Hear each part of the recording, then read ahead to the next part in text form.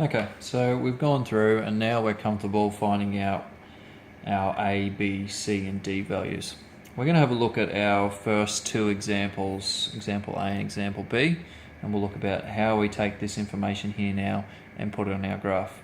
Before we start, and before we do that, we'll just take a quick note and we'll notice that we have a positive A value and a positive B value, and for our second one we end up with the exact same situation. So we're both looking at positive A and B values, and you'll remember from our first video that we found that positive A, positive B looks like from the x-axis, the asymptote's coming up, passing through this point.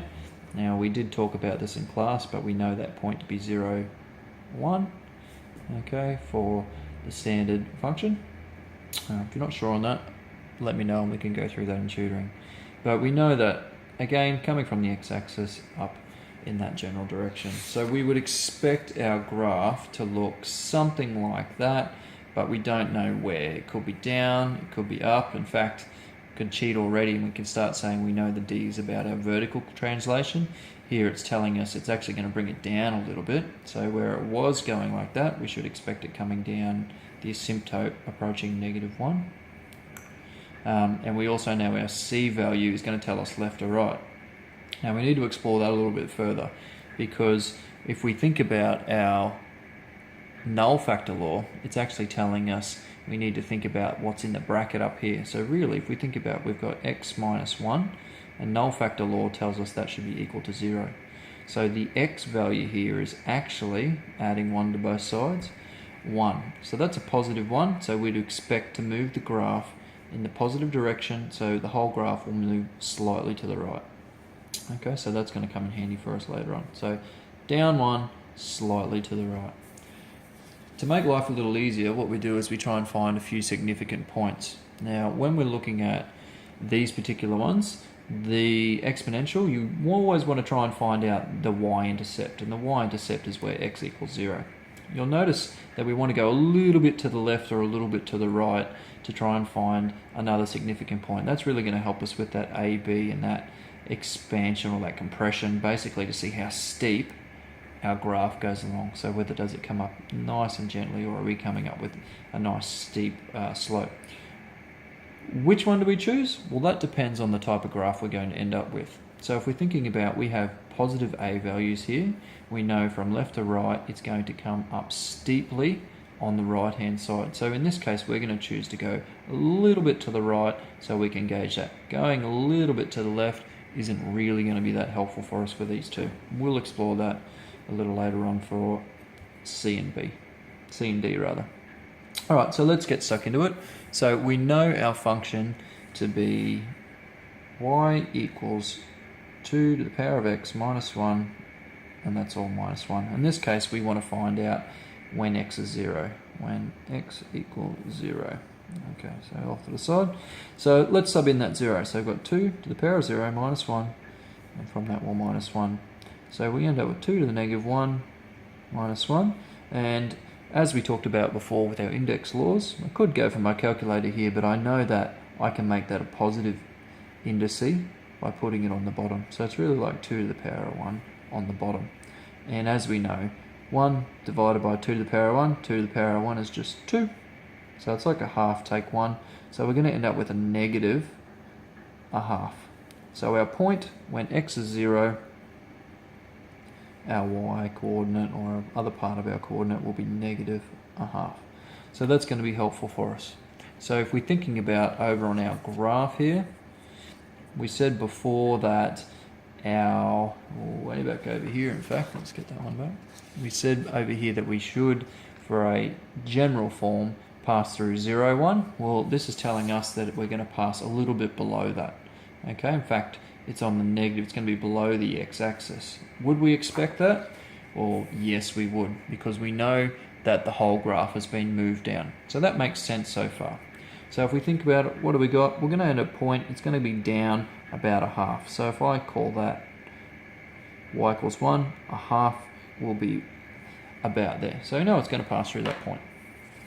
Let's go on, let's find another significant point. We decided before that it'd be best to go to the right a little bit, so we'll look where x equals 1. So when x equals 1. So we're going to go ahead, we're going to sub in just like what we did before, but this time x is 1. 1 minus 1 is 0. Anything to the power of 0 is 1. 1 minus 1 is 0. So our point when x is 1, y is 0. So let's go back over to our graph. So I know another significant point, if we go across on the x-axis 1, it will pass through where y equals 0. So it's going to hit right on that point. Alright, so we're finally ready to start graphing. This d value, our -1, which is, if we've got a little negative there, so our -1 tells us where the asymptote is going to be. So I'm going to take my ruler here and I'm just going to try and mark that with a dotted line. That's going to help give us a bit of guidance. So the whole thing's been moved down 1, and now we can start to say, well, as we move from this side on the asymptote, getting closer towards our mark, we can start coming up, pass through our points, and then we can continue on upwards. Let's have a look at the next one. Okay, so again, we've got our A values being positive. This time you'll notice that there is no movement. Okay, so no horizontal movement, no movement up or down. So I would be expecting the asymptote to come straight along, up, and pass through our value of 0, 1. But let's double check it. Don't take my word for it. We can find out. So let's find our significant points. So when x equals 0, and this time our equation started off as a half or the power of -x, but we've found that we can simplify that all the way down to 2x. Now writing 2x is a lot quicker and means the exact same thing. So let's sub in 0, anything to the power of 0 is 1. So we come up with the point of 0, 1. And that's what we predicted. So over here we can put our first point on. If I call this 1, 0, 1 will be smack bang on there. Let's find another significant point. Again, am I going left or right? Well, I know in this case, positive A, positive B. I want to move a little to the right because that's where our upward inflection is going to go. So let's sub in when x equals 1. When x equals 1. Alright, so we had y equals 2x, and 2 to the power of 1 is 2. So our point is x is 1, y is 2. So we're going to come 1 across. We need to go up 1, 2. So 2 would be about there. So we've got our point. Okay. Our d value tells us where our asymptote should be. So it's coming from 0 up and around.